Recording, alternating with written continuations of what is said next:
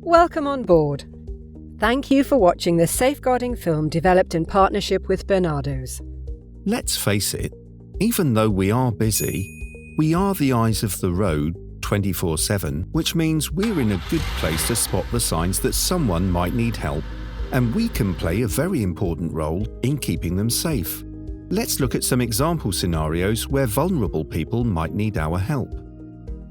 The root of curiosity. Neglect. You notice 2 young children under the age of 7. They look tired and pale and aren't properly dressed for the cold weather. You drive past an elderly man with a walking stick. You notice that he's physically struggling to move and looks confused and scared.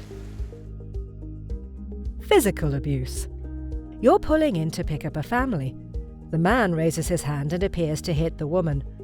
The mother and child get in looking scared. Emotional abuse. Through your mirror, you see a teenage boy crying. The man sits next to him and asks him to give him the money. The boy then passes him rolled up notes. Child sexual exploitation. A young teenager gets in your car and joins a much older man who puts his arm around the teenager and kisses him. You drop them off at a busy shopping area, where a young teenage girl, looking very nervous, gets in alone as part of the same trip. You drop her off at a house where she's met by 3 much older men. You've done this trip before to the same house with other teenage girls. 2 teenagers are beckoned into your car by an older male. He gives each of them a present and a package of pills and powder. Your drop-off is a back street a long way from where the trip started. So, let's think about all these situations. Sometimes being curious will help us spot the signs that someone might need help. We don't need to investigate what we see, but passing on information about what has concerned us can help other agencies keep people safe. The crossroads. If we think someone is in immediate danger, then we need to call the police on 999 as soon as we can safely do so. If we're worried about someone, but we know they're not in immediate danger, we need to call the police on 101 and pass on our concerns. The bumpy road. Sometimes we're faced with emergency situations. What should we do next?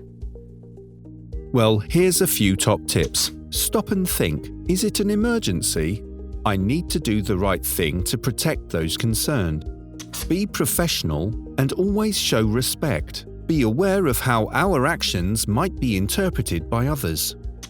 Don't put yourself at risk. Report your concerns to Uber support. Don't physically handle a passenger. If you can't rouse someone by making a noise, you should drive them to a hospital. Keep a note with the date, time and address. The onward journey. Let's make every trip a safe trip. T. Tell someone if you're worried. R. Record what has worried you. I. Immediate danger? Call 999. P. Pass on your concerns to 101 if there's no immediate danger to the individual involved. If you want to make sure you really understand safeguarding, do what I did and quickly complete the e-learning package. Thanks for watching and have a safe trip.